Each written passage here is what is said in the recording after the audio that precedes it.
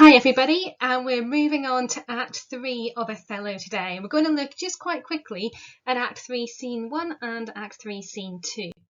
Now, in terms of what's happening in the plot, we've reached at the end of Act 2 a high point in terms of chaos and disorder and distress. And we saw that Cassio had been demoted by Othello because of his part in the street brawl, and that he was turning to Iago for help. And Iago counselled Cassio to ask Desdemona. Now, as the audience, we know that this is because Iago wants Othello to interpret Desdemona and Cassio's relationship as being an affair. And at the end of Act 2, Scene 3, Iago had that incredible soliloquy where he talked about, where he really articulated his malevolence and his desire to bring destruction on all of the characters in the play. Now, the start of Act 3 is a little bit of breathing space, and that's partly because as an audience you need ups and downs in the play. You can't exist at a high point of tension and distress for the whole play. So we have a bit of a breather. It's the morning after the party, and Cassio is starting to try to regain his reputation. And so what he does is he goes to find Desdemona, and instead of finding Desdemona, he sees Iago, and Iago gets Emilia to talk to Cassio, and Emilia is going to organise for Cassio to be able to speak to Desdemona in private. Now that's important, isn't it, that this will be a private conversation. And then in Act 3, Scene 2, we change our scene and we see Othello again as the voice of order, rationality. He's in control, and he sends some letters back to Venice, and then he starts to inspect the fortifications or the defences that they have in Cyprus. So he's doing all the things that a good leader should do. So instead of going through the scene sequentially, I'm going to zoom in on particular characters because I want us to think about what the characters are like at this point in the play and maybe start to evaluate them a little bit. So we've seen in Act 1 that Cassio is an inexperienced character. According to Iago, he's never set a squadron in the field, so he's never led a squadron or part of the army into battle. And Iago calls him a spinster, so quite a derogatory term. He's comparing Cassio to an elderly single lady, and of course in Iago's misogynistic world, that's a terrible thing. And then in Act 3, Scene 1, this is kind of backed up a little bit because Cassio says, "Masters, play here, I will content your pains." And what Cassio means is he's organised some musicians to play underneath Othello and Desdemona's window. Now imagine this. It's the night after you've celebrated your wedding for the first time. There's been a dreadful brawl in the street. You're really angry with certain people, and then one of those people gets some musicians to play underneath your window. No, you're not going to be very happy with them, are you? So Cassio doesn't think like that. He thinks, I'm doing a good thing here for Othello. I'm going to please him by getting these musicians to play for him. And then Othello sends a servant out to get the musicians to go away. So Cassio is showing here his inexperience and his lack of understanding of the situation and of Othello. Now, we also know that Cassio is deeply loyal to Othello, and all that he wants is to be Othello's lieutenant again. And we see this in Act 3, Scene 1, when he talks about the general, which contrasts to the way Iago and Rodrigo speak about Othello, particularly in Act 1, when they call him the Moor and the Black Ram. Despite that loyalty, Cassio is naive and he's easily deceived.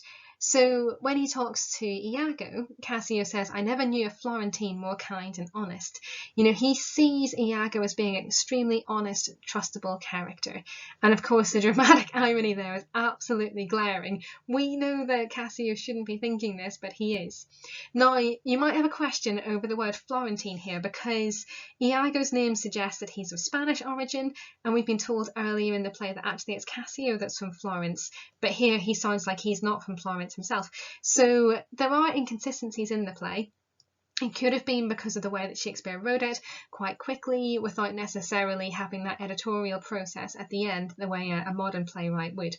But I suppose it's interesting here that we seem to be unsure of where Iago comes from, and it's that ambiguity around Iago which makes him such a compelling and interesting character.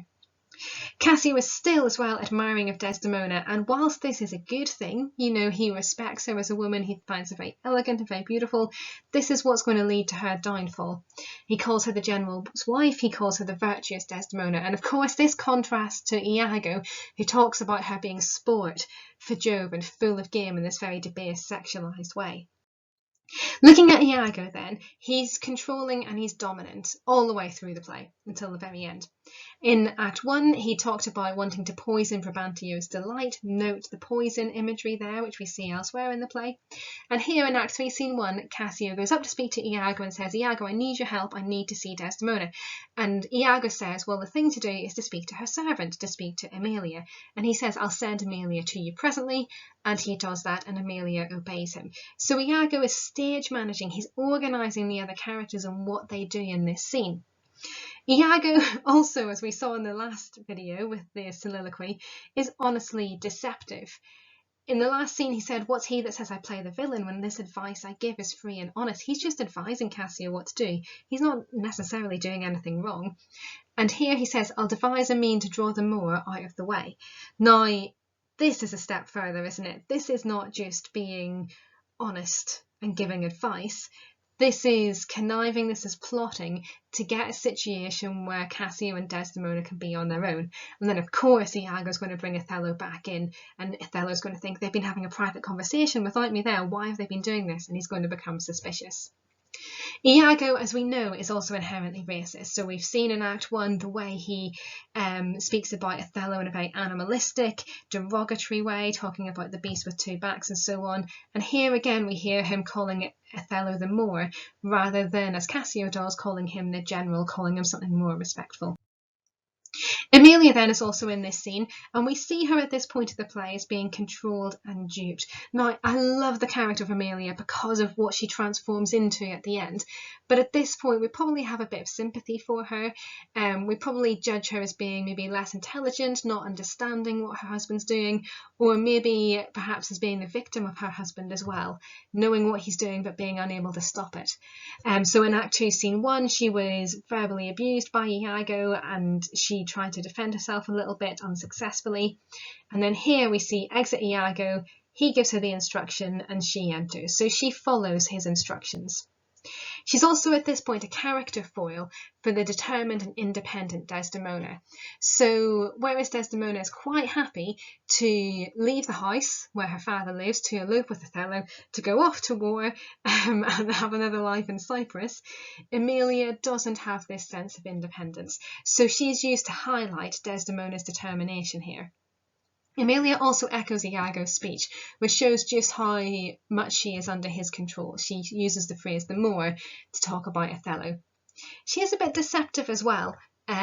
So she's going to bestow you where you shall have time to speak your bosom freely. She's going to get Cassio and Desdemona on their own. So she does have a little level of deceit too. Then in Act 3, Scene 2, the whole scene changes, as I said earlier, and Othello comes on and he gives some letters to send to Venice, and then he goes to inspect the fortifications at the garrison. And we see him here as being very commanding and very dominant. As in Act 1, Scene 2, when he said, "'Tis better as it is, hold up your bright swords," we've gone back to this Othello as the leader, the person in charge, the great hero of the hour. So this is echoed when he says, "These letters give Iago to the pilot." So he's saying, give these letters, send them to Venice.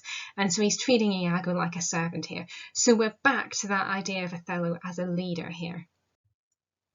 The function of these scenes is I suppose, the most interesting part of them. The language isn't necessarily particularly interesting from an analytical point of view, but they do provide a really important function. They present these characters on the brink of chaos. But because it is a breath, because it is a moment where the tension is lessened, we as an audience think, actually, maybe this play could turn out to be a comedy. Maybe the disastrous end that we see happening isn't going to happen. These scenes oscillate between prose and blank verse, so again, that chaos is creeping in, it's encroaching on them, but it's not quite there. We see contrasting commands to the musicians, so again, it's a little bit chaotic in terms of some of the instructions. We see deepening levels of deception, consolidation of Iago's control, and of course the setting is symbolic of chaos in itself. But for all of that, we do have a moment where we think, actually, maybe they can just sort it all out.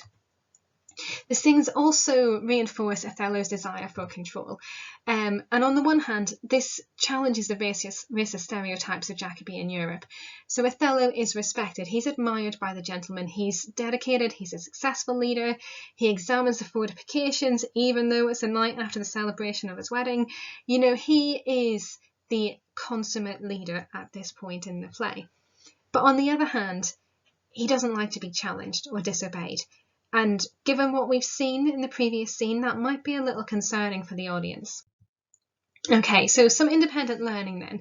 So I've got a statement here. By Act 3, Scene 1, all the characters are enmeshed in Iago's web of deceit and lies. There is no possibility of escape. So I want you to make an agree-disagree table here and come up with ideas and quotations to support those ideas to help you to evaluate that statement. So thank you very much for listening, and we will look at Act 3, Scene 3 in the next video.